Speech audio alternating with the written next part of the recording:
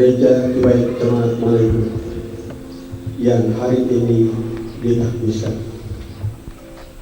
Dalam ibadah penahbisan ini, seberapa kami yang hadir yakin, kami mohon Tuhan teruskan kami, layakkan kami untuk menyembah Engkau dalam roh dan kebenaran. Karena itu seluruh rangkaian ibadah ini dari awal sampai berakhir kiranya jadi dalam nama Allah Bapa, Putra dan Roh Kudus. Amin. Silakan.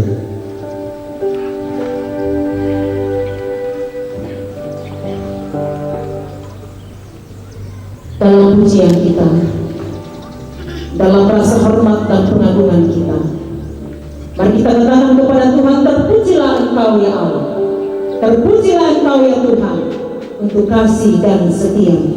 Nyanyian kemenangan iman nomor 206, hormat maha besar Tuhan. Sebentar doa syafaat akan dipimpin oleh Bapak Pendeta Theophilus Mauta.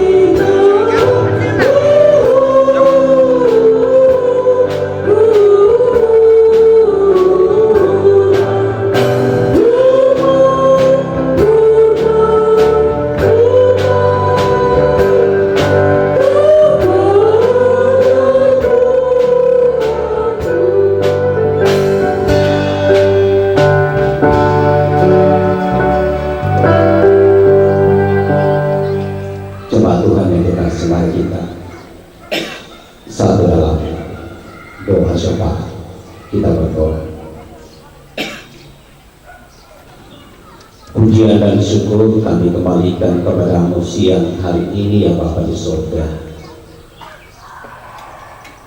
bahwa oleh kasih dan anugerah Tuhan kami boleh ada sebagaimana kami ada, kami kuat dan sehat. Lebih dari itu kami dimungkinkan untuk berada di pelataran rumah Tuhan di tempat ini, menyaksikan karya, kedaulatan dan kemahakuasaan Tuhan yang telah terjadi di antara jemaat Tuhan di tempat ini, mengizinkan mereka bekerja bagi Tuhan melalui pelayanan yang telah dibangun di tempat ini, dan juga diizinkan untuk membangun gedung gereja sejak dari tahun 2014 diletakkannya batu pertama, dan di tahun 2024 gedung gereja ini dinyatakan selesai. dan hari ini dapat dihabiskan. Tuhan telah menciptakan kerjasama yang baik bagi seluruh komponen atau unsur di dalam jemaat. Tuhan telah memberkati pekerjaan dan usaha mereka. Tuhan telah memberkati seluruh perjalanan kehidupan mereka, dan berkat-berkat yang mereka terima mereka sisihkan bagi pembangunan gedung gereja ini, dan gedung ini dapat diselesaikan. Tuhan juga telah mengutus hamba-hamba Tuhan secara periodik untuk menggembalakan jemaat Tuhan dan memberikan pelayanan dan terus berkontribusi di gedung gereja ini. Dan juga secara bergantian Tuhan telah mengutus para tukang untuk bekerja sesuai dengan keahlian mereka, dan pujian, hormat, kemuliaan hanya bagi Tuhan hari ini dipersembahkan oleh kami semua, khusus oleh jemaat. Kami berdoa kepada-Mu, kiranya dengan selesainya gedung gereja ini, Tuhan terus bertanggung jawab, punya kerinduan yang besar, diatur oleh majelis jemaat pun secara horizontal. Gedung ini akan ditempati oleh jemaat-Mu untuk berdoa setiap saat kepada Tuhan, dipergunakan sebagai tempat untuk mempersembahkan tubuh, jiwa, dan roh mereka bagi Tuhan, dan juga berkat-berkat yang Tuhan telah dan akan gereja ini akan terpancar kesaksian sebagai umat Tuhan di daerah ini. Bagi semua donatur, bagi masyarakat dan siapapun yang Tuhan pakai untuk berpartisipasi dalam pembangunan ini, kiranya Tuhan memberkati dan membalas segala pengorbanan mereka masing-masing.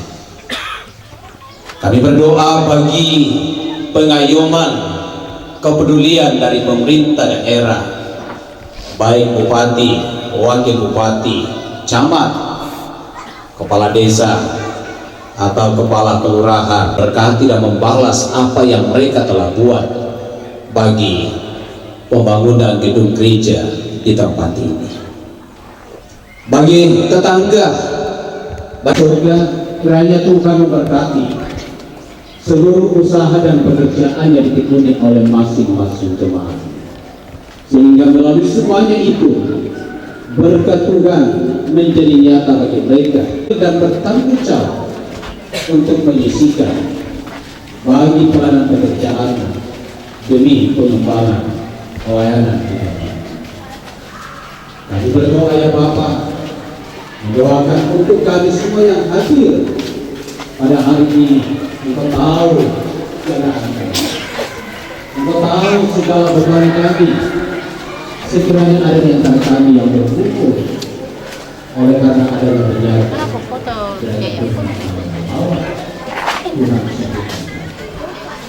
sekiranya ada di antara kami hadir dengan berbagai beban-beban kehidupan, mengatur pelayanan sering terlupa, baik di tingkat sebagai kelas maupun jemaat, untuk terus menyatakan kesaksian kita yang adalah juga. Ya Bapak, kami berdoa kepada-Mu untuk pemerintah, kiranya Tuhan memberkati mulai dari pemerintah pusat sampai ke daerah, sehingga mereka terus memberikan pengayoman, mereka terus berpikir untuk kesejahteraan seluruh masyarakat.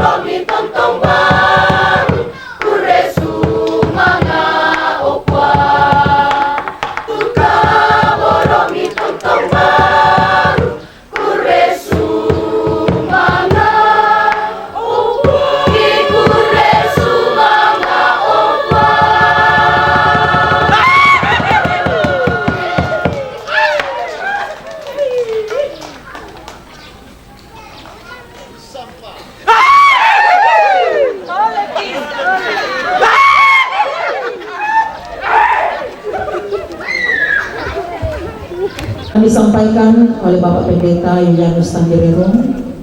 Sebagai tanda kesiapan kita, mari kita berdiri bersama-sama.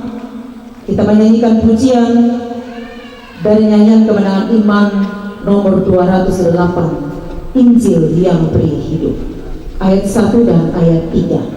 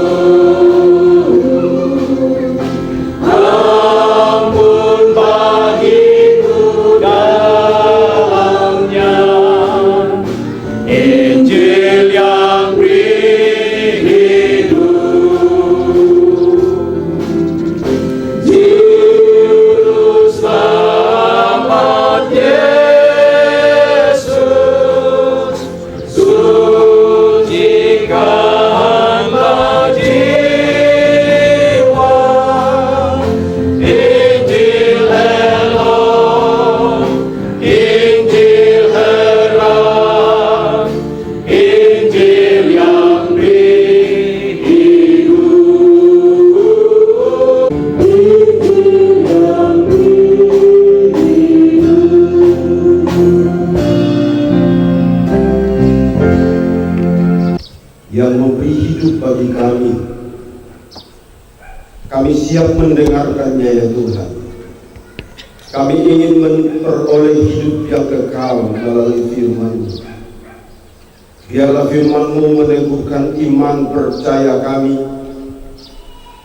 memberi semangat lagi bagi kami untuk bekerja lebih besar lagi untuk Tuhan. Karena sesungguhnya kami telah siap mendengar. Dalam nama Tuhan Yesus kami berdoa. Amin. Silakan Bapak. Firman Tuhan sebagai bentuk sukacita kita kepada Tuhan atas penahbisan gedung gereja Cibain Jemaat Maleku hari ini.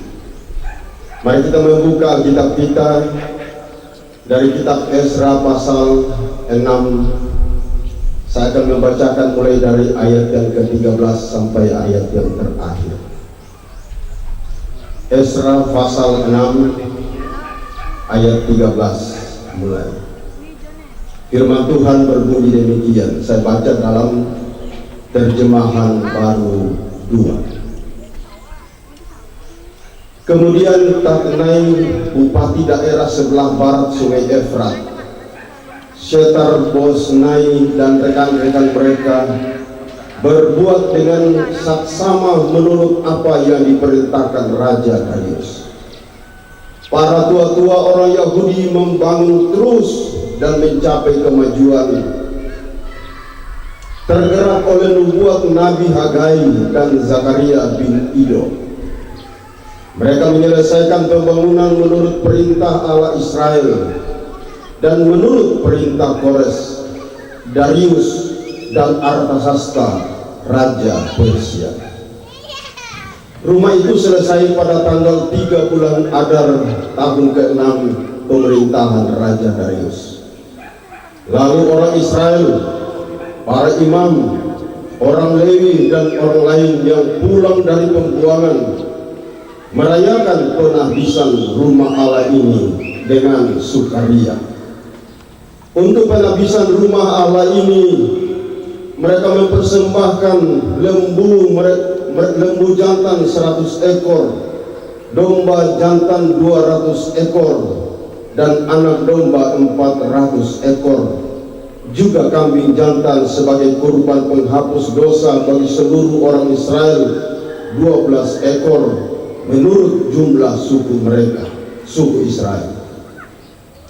Mereka juga menempatkan para imam menurut golongan-golongannya dan orang Lewi menurut kelompok-kelompoknya untuk melakukan ibadah kepada Allah yang tinggal di Yerusalem sebagaimana tertulis dalam kitab Musa. Pada tanggal 14 bulan pertama, mereka yang pulang dari pembuangan merayakan Paskah. Karena para imam dan orang Lewi bersama-sama menahirkan diri, sehingga tahirlah mereka sekalian. Lalu orang Lewi menyembelih anak domba Paskah bagi semua orang yang pulang dari pembuangan, bagi saudara-saudara mereka, para imam itu, dan bagi dirinya sendiri. Orang Israel yang pulang dari pembuangan memakannya, dan bersama-sama mereka juga setiap orang yang memisahkan diri dari kenajisan bangsa-bangsa negeri itu untuk mencari Tuhan Allah Israel. Mereka merayakan hari raya roti tidak beragi dengan sukacita selama 7 hari, karena Tuhan telah membuat mereka bersukacita. Ia telah memalingkan hati Raja negeri Asyur kepada mereka, sehingga Raja membantu mereka dalam pekerjaan membangun rumah Allah Israel. Demikian firman Tuhan saya bacakan bagi kita sekalian. Kita akan merenungkan bagian firman Tuhan ini dalam tema yang saya beri, ya. Tema kita hari ini adalah menembus rintangan menyelesaikan pembangunan. Saya ulangi, menembus rintangan menyelesaikan pembangunan. Saudara-saudara sekalian, ayat yang saya bacakan tadi berbicara tentang pembuangan dan kembalinya Israel dari pembuangan. Mungkin kita bertanya, kenapa orang Israel dibuang? Itu adalah nubuat firman Tuhan bagi mereka tatkala mereka telah dituntun masuk ke negeri Kanaan, negeri yang dikatakan limpah susu dan madu.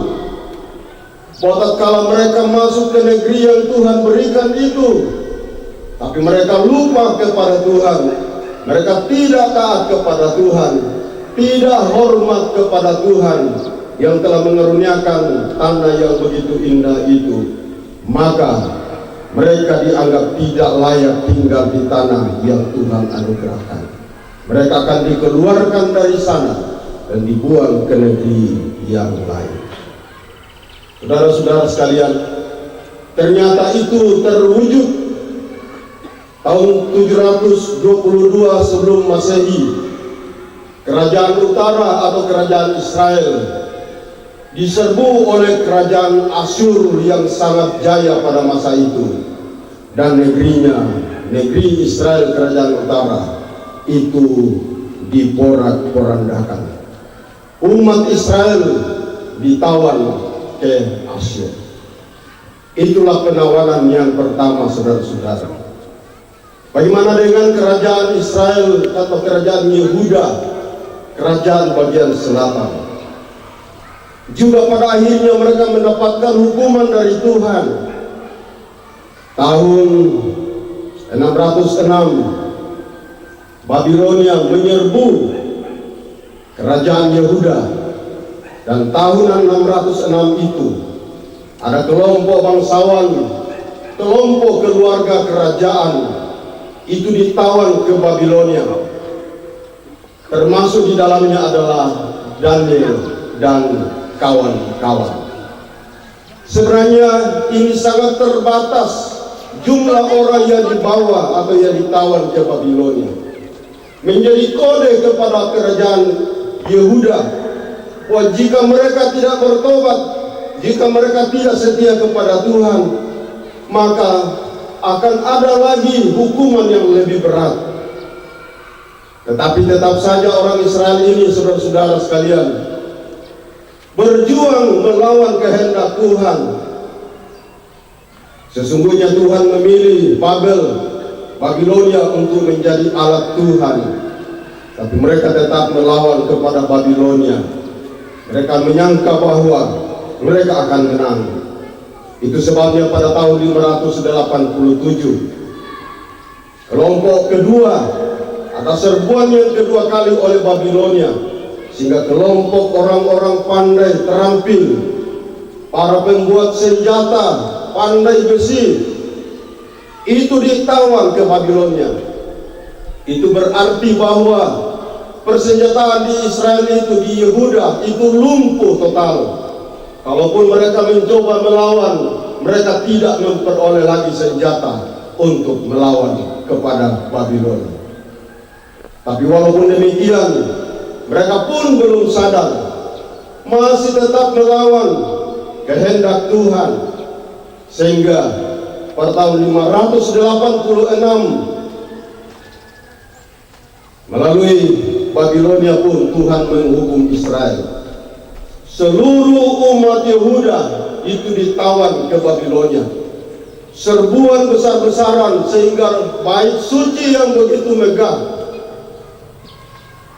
yang didirikan oleh Raja Salomo itu pun rata dengan tanah. Itulah hukuman berat bagi umat Israel. Mereka sudah dikeluarkan dari negerinya. Gedung atau rumah Tuhan, bait suci yang menjadi kebanggaan mereka, pusat ibadah mereka, sudah tidak ada lagi. Tidak ada lagi harapan, saudara-saudara sekalian. Itulah akibat dari ketidaktaatan orang Israel dan orang Yehuda. Saudara-saudara sekalian, setelah bait suci itu runtuh pada tahun 586, itu berarti bahwa orang Israel tidak dapat lagi mempersembahkan kurban. Orang Israel tidak dapat lagi melaksanakan hari-hari raya sebagaimana biasanya. Dan firman Tuhan menubuatkan melalui para nabi bahwa setelah genap 70 tahun penghukuman oleh Tuhan, jika itu dihitung dari tahun 606 penyerbuan pertama Raja Babilonia, Raja Nebukadnezar, 70 tahun kemudian, yaitu tahun 537, Tuhan mewujudkan janjinya kepada Israel untuk memulangkan mereka ke negeri yang Tuhan telah berikan sebelumnya. Itu karena pertobatan, itu karena pengabdian kembali kepada Tuhan melalui imam-imam, termasuk di dalamnya Nabi Daniel yang terus membimbing umat Israel di pembuangan. Tahun 537 di bawah pimpinan Zerubabel, dia adalah seorang keturunan Raja Daud. Ia membawa 50.000 umat Israel kembali ke tanah Kanaan, saudara-saudara. Zerubabel ini membawa pulang umat Israel untuk membangun komunitas, kehidupan sosial di tengah-tengah umat Tuhan. Tapi yang pulang itu hanya sedikit saja, itu baru 50.000. Kemudian termin kedua tahun 458 di bawah pimpinan Ezra, seorang Lewi. Ia membawa 1.800 orang, termasuk kelompok-kelompok orang Lewi dibawa pulang. Tujuannya adalah untuk membangun kehidupan beribadah, penyembahan dihidupkan kepada Tuhan. Dan termin yang ketiga tahun 444 sebelum Masehi oleh Nehemia. Ia membawa beberapa tukang dan ahli bangunan untuk membangun kota Yerusalem, membangun tembok sekeliling demi keamanan umat Tuhan yang baru saja kembali ke negeri mereka. Tapi tetap saja saudara-saudara sekalian, tidak banyak lagi orang Israel yang kembali ke tanah Kanaan. Boleh kita bayangkan 70 tahun lamanya umat Israel berkembang di negeri pembuangan. Sekian banyak orang berkembang di sana, tapi yang pulang tidak seberapa. Mengapa demikian? Mereka lebih menyukai kesuksesannya di Babilonia. Konon kabarnya saudara-saudara, bahwa orang Israel itu sangat lihai, sangat bagus, dan cukup berhasil dalam usaha-usaha ekonomi, usaha bisnis. Dan boleh kita saksikan sampai saat ini, penguasa bisnis dunia adalah orang Yahudi. Bapak Ibu saudara-saudara sekalian, ini hanyalah info bagi kita betapa Tuhan serius terhadap apa yang dinubuatkan. Entahkah itu hukuman yang dia nubuatkan, dia akan wujudkan. Tapi juga tatkala dia menubuatkan tentang pemulihan atau berkat kepada umatnya, Tuhan juga berkuasa untuk mewujudkannya. Saudara-saudara sekalian, sudah 2 kali umat Israel membangun bait suci. Seperti yang sudah kita ketahui bersama, bait suci yang pertama di Yerusalem itu sesungguhnya sedianya dibangun oleh Raja Daud, yang telah merasa sukses memenangkan kota Yerusalem, kota orang Yebus. 7,5 tahun Raja Daud berjuang, menumpahkan banyak darah untuk memenangkan Yerusalem itu. Lalu kemudian Daud ingin membangun rumah Tuhan di sana, tapi Tuhan katakan tidak. Bukan engkau yang akan membangunnya. Engkau terlalu banyak menumpahkan darah untuk keamanan Israel. Tuhan menghendaki Salomo, yang arti nama Salomo sendiri itu adalah damai, sejahtera atau kedamaian. Tuhan menghendaki agar rumah yang dibangunnya itu adalah rumah yang membawa kedamaian, bukan rumah yang akan menimbulkan pertentangan atau kebencian dari orang-orang yang pernah disakiti. Tapi itu adalah rumah yang membawa kedamaian, yang membuat segala bangsa bisa masuk, segala suku, segala sumber atau segala jenis suku bisa masuk di rumah Tuhan itu. Saudara-saudara sekalian, ini menjadi suatu informasi bagi kita, bagaimana kita memperlakukan rumah Tuhan itu sebagai rumah yang Tuhan kehendaki ada kedamaian di sana, yang Tuhan kehendaki di sana akan banyak orang datang dari berbagai tempat untuk mencari nama Tuhan, untuk menyembah kepada Tuhan. Sehingga pada akhirnya Salomo membangun rumah Tuhan yang begitu megah.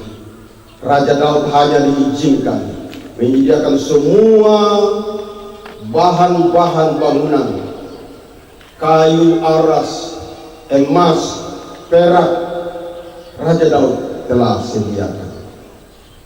Tapi bait suci yang pertama yang dibangun ini, saudara-saudara, pada tahun 586 yang saya sudah sebutkan tadi, itu dihancurkan oleh tentara Nebukadnezar dari Babilonia,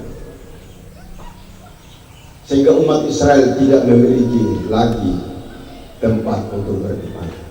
Dan pada saat itu mereka ada di pembuangan, ada di Babilonia sebagai tawanan. Sehingga pada saat umat Israel telah dibawa kembali ke tanah Kanaan, seperti yang saya katakan tadi, sangat menarik mencermati bahwa ada 3 termin di dalam pembuangan orang Yehuda. Juga ada 3 termin mereka dikembalikan ke negeri Kanaan. Itulah rancangan Tuhan. Dan pada saat mereka dibawa kembali ke tanah Kanaan, mereka menyadari bahwa kita perlu membangun rumah Tuhan. Itulah sebabnya saudara-saudara, di dalam nas yang saya bacakan tadi, yang berbicara tentang selesainya pembangunan rumah Tuhan. Tapi itu hanyalah bagian akhir dari proses yang panjang. Kalau kita membaca dalam kitab Esra pasal-pasal yang sebelumnya, betapa besar tantangan, rintangan yang mereka hadapi di dalam membangun rumah Tuhan itu. Tetapi hal pertama, terbukti bahwa penyertaan Tuhan sungguh nyata di dalam pembangunan rumah Tuhan. Atas penyertaan Tuhanlah maka para nabi termasuk Esra terus memberikan pengajaran nubuatan-nubuatan untuk menyadarkan umat Israel terus bekerja membangun. Kalau boleh saya katakan bahwa atas pengajaran hamba-hamba Tuhan, para gembala, tadi ada sekian banyak gembala yang pernah melayani di sini, ditampilkan di depan kita. Saya percaya bahwa atas pengajaran-pengajaran, nubuatan-nubuatan, peneguhan-peneguhan yang dilakukan oleh hamba-hamba Tuhan, sehingga hari ini kita dapat melihat gedung gereja yang begitu baik ada di depan kita ini. Itu juga adalah satu bukti yang pernah terjadi di tengah orang-orang Israel. Sekalipun ada banyak tantangan, mungkin tantangan kesulitan biaya, tantangan perselisihan di dalam jemaat Tuhan karena kecapean bekerja. Biasanya kalau kita sudah capek bekerja, yang satu mengatakan saya sudah all out bekerja, ada yang mungkin hanya menonton, terjadilah ketersinggungan. Mungkin ada kata-kata yang keluar yang tidak sepantasnya, menyinggung orang lain, terjadilah perselisihan. Itu tantangan di dalam membangun rumah Tuhan. Di dalam konteks pembacaan kita, saudara-saudara, dalam bagian pertama ini tentang penyertaan Tuhan, yakni pada tahun yang ke-6 zaman pemerintahan Raja Darius. Ini hanyalah akhir dari sebuah proses yang panjang dalam perjalanan bangsa Israel.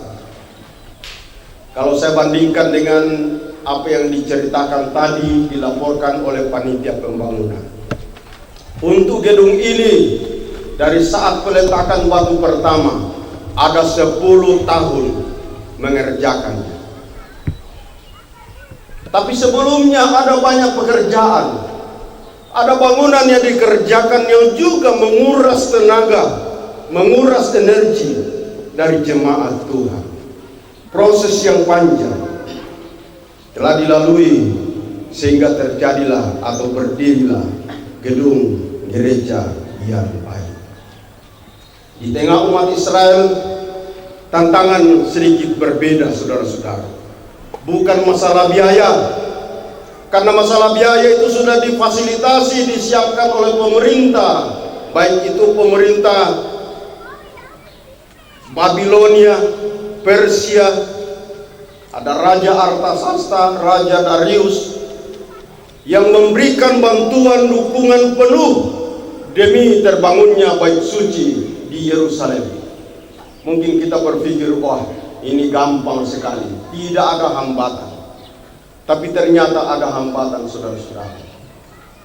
Ada orang-orang yang menyusup masuk, mengaku kepada saudara-saudara di dalam persekutuan orang Israel, orang Yahudi itu, kami juga adalah bagian dari kamu, mari kita membangun bersama. Ternyata mereka itu sedang melemahkan saudara-saudara yang lain. Itu adalah suatu tantangan. Apalagi tatkala mereka menempuh cara itu dan ternyata orang Israel itu terus bekerja atas dorongan dan nubuatan dari Nabi Ezra yang memberikan motivasi bekerja. Mereka tidak habis akal. Mereka melapor ke Raja Artasasta, menghasut raja untuk mengeluarkan surat agar pekerjaan pembangunan bait suci itu dihentikan. Karena itu ada banyak orang yang tidak setuju. Mungkin juga banyak rumah Tuhan menghadapi tantangan yang serupa di zaman sekarang. Tetapi puji nama Tuhan, dalam perjalanan pembangunan bait suci pada masa itu, atas bimbingan Nabi Tuhan, umat Tuhan ini terus dimotivasi dan mereka bertanya kepada Raja Darius. Mereka mengatakan bahwa dulu pernah ada rekomendasi yang dikeluarkan oleh Raja Kores. Dulu pernah ada bantuan yang disampaikan oleh pemerintah Raja Kores. Ada rekomendasi dan ada bantuan, tolong dicarikan dokumennya. Sekian puluh tahun, saudara-saudara, dokumen itu ternyata masih tersimpan. Ini menjadi pembelajaran bagi kita warga gereja. Betapa pentingnya dokumen-dokumen kita simpan, kita arsipkan dengan baik. Tapi kadang terjadi sebaliknya. Kadang mutasi menjadi penyebab. Ya, biasanya karena banyaknya dokumen-dokumen, lama-lama tidak tahu di mana tersimpan dokumen penting itu. Tadi di dalam gedung gereja sudah diserahkan dokumen yang sangat penting. Sertifikat tanah gereja, puji Tuhan. BPMS akan menyimpan dengan aman. Dan jika suatu ketika jemaat Maleku membutuhkan itu bisa diberikan kalau ada urusan terkait dengan itu. Ternyata saudara-saudara, tatkala diperiksa di Babilonia, di kerajaan Darius, ternyata dokumen itu ada. Dan Raja Dariuslah yang menegaskan kembali, tidak boleh ada yang menghalangi, tidak boleh ada yang merintangi pembangunan itu. Itu harus dikerjakan, karena itu sudah dikeluarkan maklumat oleh raja-raja sebelumnya. Itulah cara Tuhan menolong, menuntun umat Tuhan di dalam mengerjakan pembangunan. Itulah penyertaan Tuhan yang luar biasa. Dan kalau dalam konteks pelayanan kita sekarang ini, saya kira kita telah diperhadapkan kepada banyak jenis pekerjaan dan penyertaan Tuhan dalam kehidupan pelayanan kita. Jemaat Maleku telah merasakan dan menyaksikan semuanya itu. Saudara-saudara sekalian, itulah sebabnya maka dalam pasal 6 kitab Ezra ayat 16 sampai ayat 17 dikatakan demikian. Lalu orang Israel, para imam, orang Lewi, dan orang lain yang pulang dari pembuangan merayakan penahbisan rumah Allah ini dengan sukaria. Untuk penahbisan rumah Allah ini mereka mempersembahkan lembu jantan 100 ekor, domba jantan 200 ekor, dan anak domba 400 ekor, juga kambing jantan sebagai kurban penghapus dosa bagi seluruh orang Israel, 12 ekor menurut jumlah suku-suku Israel. Inilah ibadah syukur, ibadah perayaan penahbisan, karena penyertaan Tuhan sungguh luar biasa. Seperti itulah yang kita lakukan hari ini, saudara-saudara. Mungkin jumlah tadi tidak seperti jumlah kita di sini, apalagi setelah wabah untuk ternak yang terjadi belakangan ini. Itu menjadi suatu bencana besar bagi jemaat Maleku dan masyarakat di sekitar. Kita tidak bisa pungkiri itu. Tapi pada hari ini kita telah menyaksikan bagaimana Tuhan memberkati dan menyertai jemaat Tuhan, sehingga dengan segala kesulitan, dengan segala perjuangan, menembus rintangan, akhirnya gedung gereja ini dapat ditahbiskan pada hari ini. Terpujilah nama Tuhan. Kemudian yang kedua, yang pertama tadi adalah bagaimana penyertaan Tuhan nyata dalam penghapusan. Yang kedua adalah ibadah digiatkan kembali.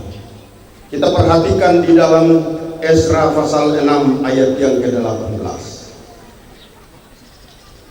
Mereka juga menempatkan para imam menurut golongan-golongannya dan orang Lewi menurut kelompok-kelompoknya untuk melakukan ibadah kepada Allah yang tinggal di Yerusalem, sebagaimana tertulis dalam kitab Musa.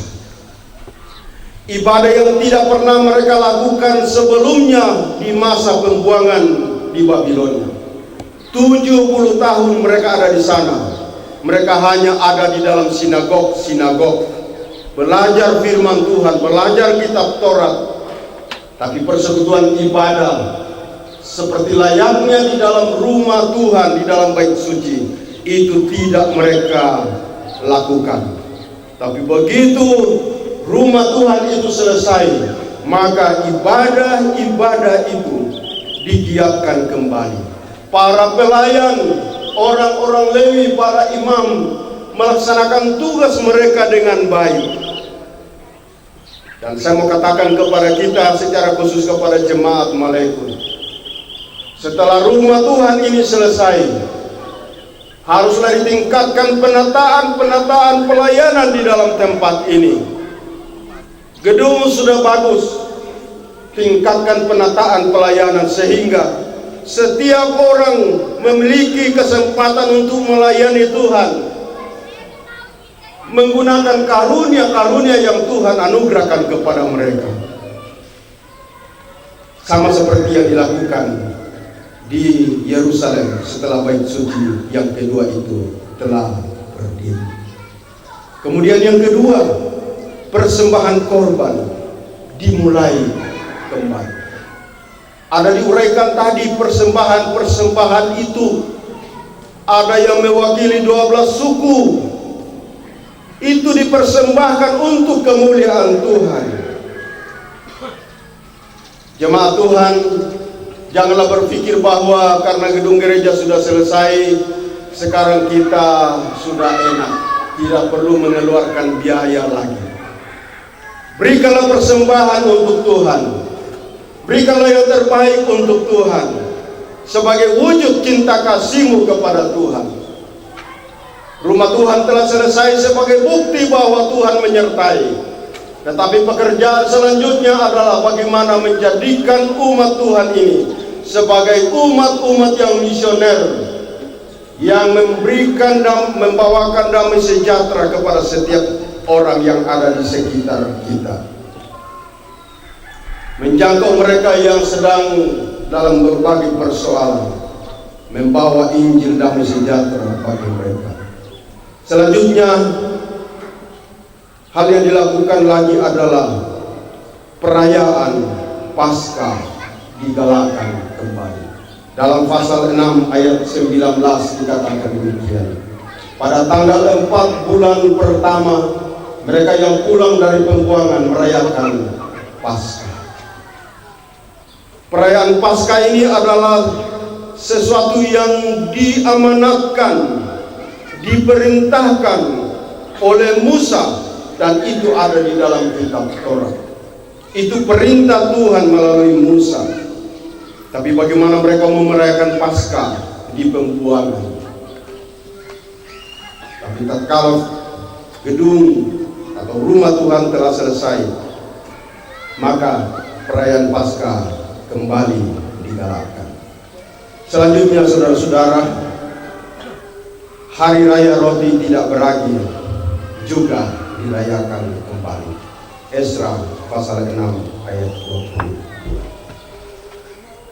Hari Raya Roti Tidak Beragi dirayakan sebagai malam penebusan orang Israel dari perbudakan. Saudara-saudara sekalian, apa yang dilakukan oleh orang Israel ini dengan hadirnya kembali rumah Tuhan, rumah yang kedua atau bait suci yang kedua, mereka hidup di dalam kesetiaan kepada Tuhan. Bait suci yang kedua ini dipugar oleh Raja Herodes dalam perjanjian baru, diperindah, dan pada waktu Tuhan Yesus ada di dalam dunia, tatkala dia dari seberang bukit Zaitun yang melihat ke Yerusalem, bait suci yang kedua itu berdiri, habis dipugar, diperbaiki, sangat indah.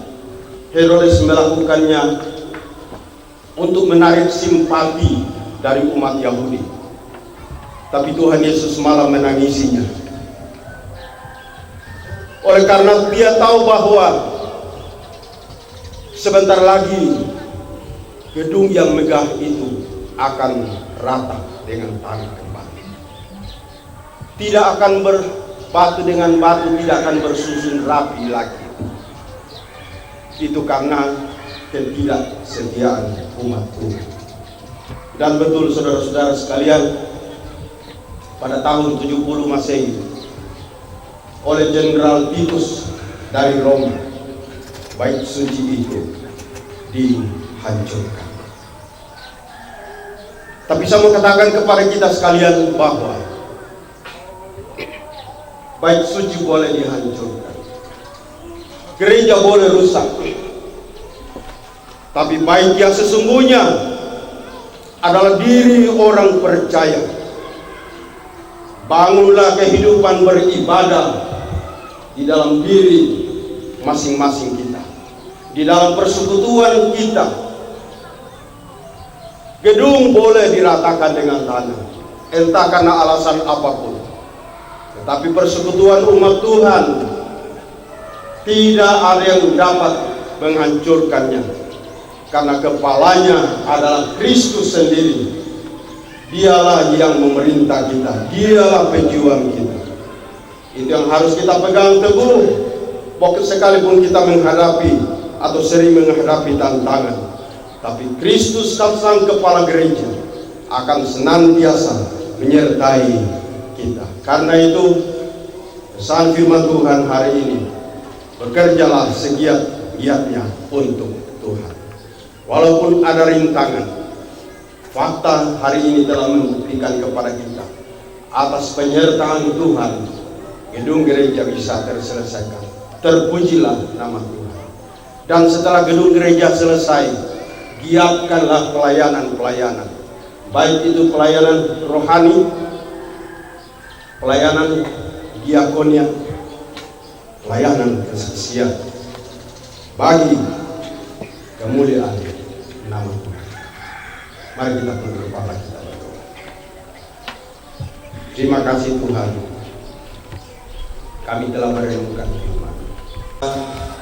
Kehidupan ibadah terus digalakkan di dalam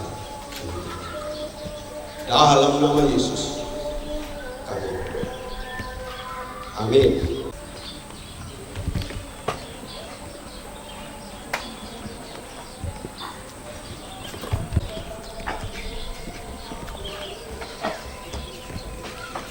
Demikian firman Tuhan yang telah kita dengarkan. Tuhan menolong kita untuk boleh mengaplikasikan firman-Nya dalam hidup kita, dan Tuhan memberkati hamba-Nya yang telah menyampaikan firman Tuhan. Hingga Tuhan datang kembali, mari kita terus bekerja para kita nyanyikan pujian dari nyanyian kemenangan umat nomor 209, kewajibanmu yang mulia, dan doa persembahan sebenarnya Bapak Pendeta Agustinus Paulo.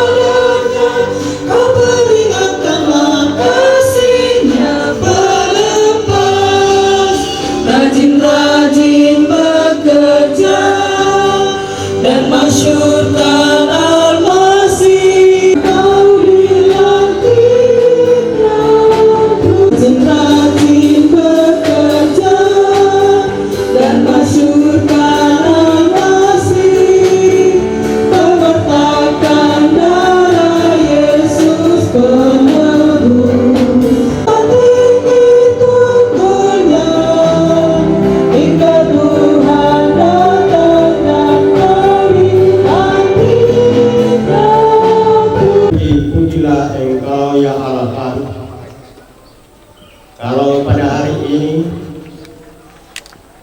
kami bersama dengan jemaat Maleku dengan penuh sukacita atas pimpinan pertolongan Tuhan, anugerah Tuhan kurang lebih 10 tahun lamanya telah mulai pelayanan pekerjaanmu dalam pembangunan gedung gereja. Dan atas anugerahmu pimpinan dapat selesai dengan baik pada hari ini, dan kami dapat syukuri tabiskan semua ini karena anugerah Tuhan. Dan lewat ibadah syukur yang kami buat pada kesempatan ini, Kami diberi kesempatan oleh Tuhan dan kepada Tuhan. Engkau memberkati semua umat-Mu yang telah mengambil bahagia di dalam korban syukur ini.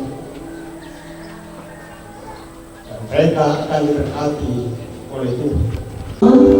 Kita mengakhiri kebaktian kita pada hari ini dengan menyanyikan pujian dan nyanyian kemenangan imam nomor 201, Ajaiblah Tuhan. Doa berkat sebentar untuk Bapak Pendeta yang Mustahil.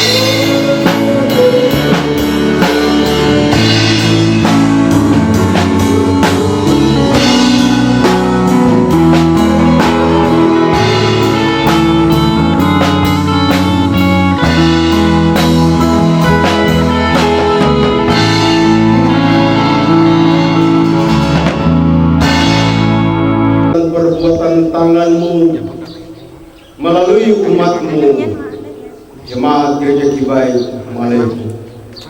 Kami memuji memuliakan Engkau Tuhan untuk segala yang baik, untuk karya-karya besar Tuhan yang mana kami telah juga terlibat di dalamnya, dan kami dapat menyaksikan kebaikan-kebaikan Tuhan.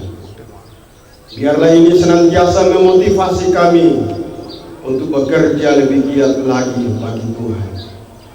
Biarlah semuanya ini menjadi kesaksian yang indah bagi dunia ini melalui umat-Mu yang telah bekerja bagi Tuhan di tempat ini. Berkati terus umat-Mu di sini di dalam tugas pelayanan mereka.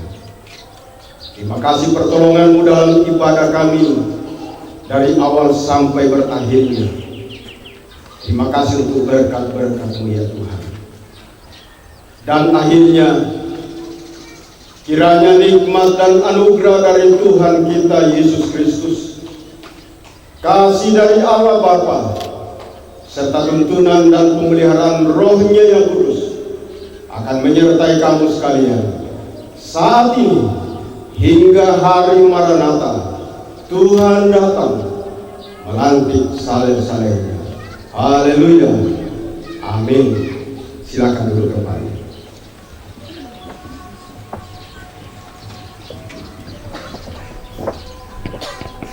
Demikianlah ibadah kita pada hari ini. Terima kasih kepada Bapak Ibu saudara-saudara yang dikasihi Tuhan. Dan acara selanjutnya kami kembalikan kepada MC.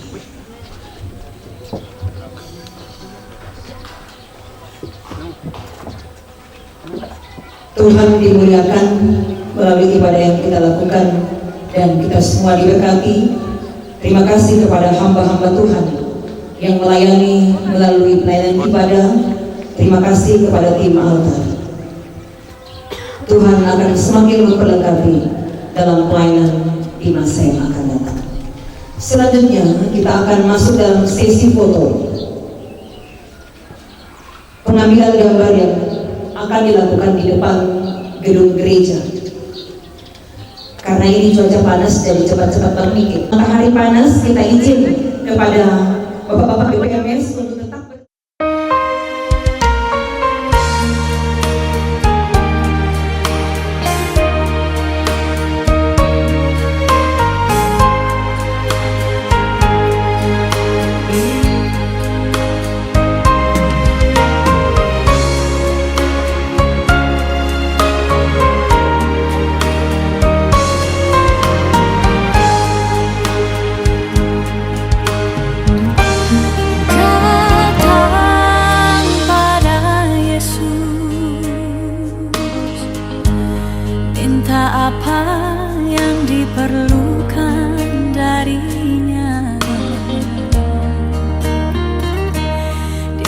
menjawab, Dia berikan melebihi segalanya.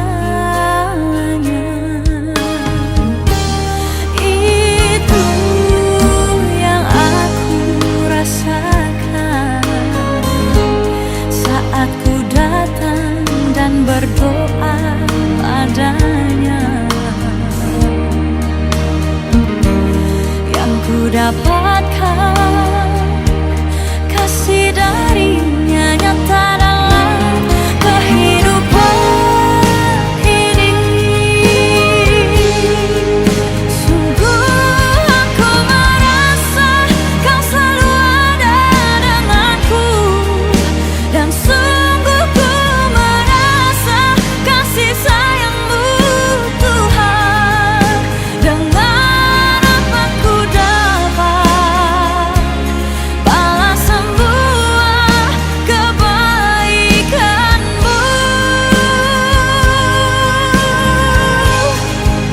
Tak ada sesuatu yang dapat ku berikan sebagai persembahan yang berarti bagimu. Ku serahkan hidup ini, pakai aku Tuhan untuk melayani-Mu.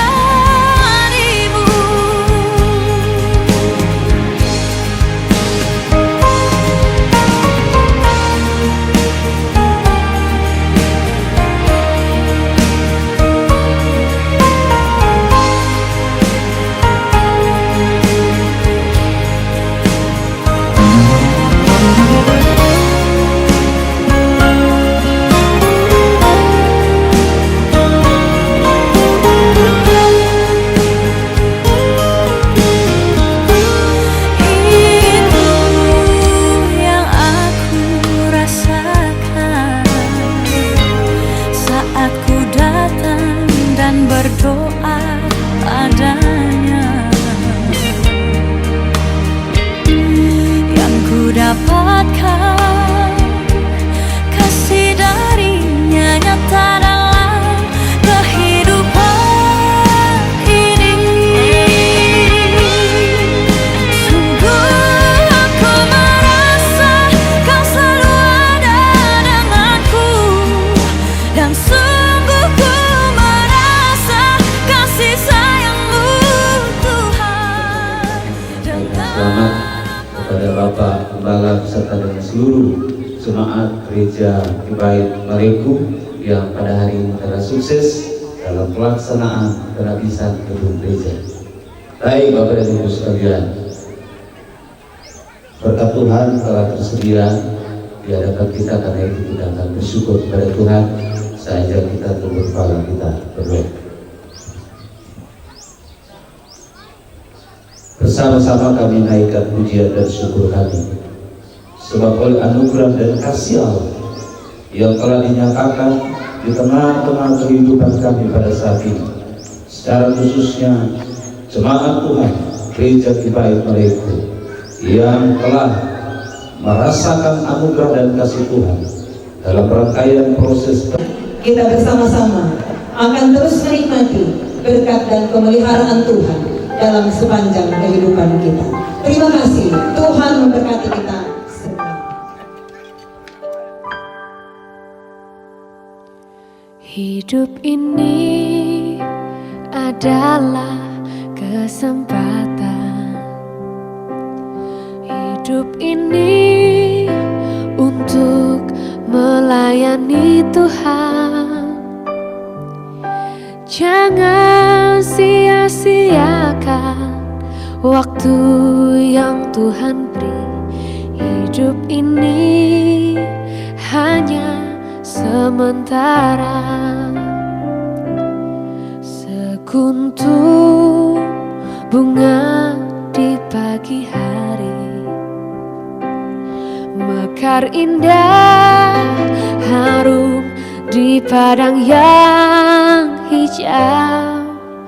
Demikian Tuhan mendandani rumput, gugur bunga bila panas terik. Oh Tuhan, pakailah hidupku selagi aku masih kuat.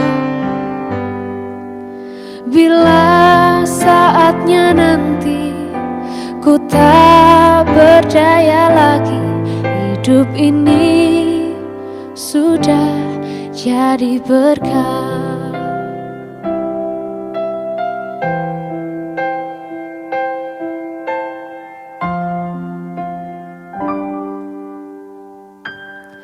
Hidup ini adalah kesempatan. Hidup ini untuk melayani Tuhan. Jangan sia-siakan waktu yang Tuhan beri. Hidup ini hanya sementara. Oh Tuhan, pakailah hidupku selagi aku masih kuat. Bila saatnya nanti ku tak berdaya lagi, hidup ini sudah jadi berkah.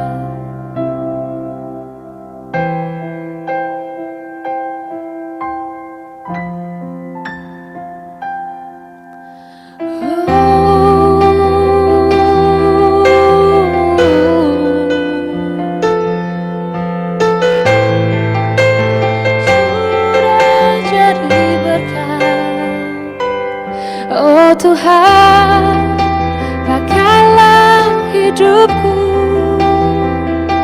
selagi aku masih kuat.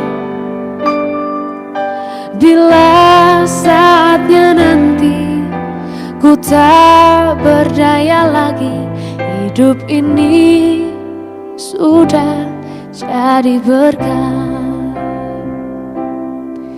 Hidup ini sudah jadi berkah.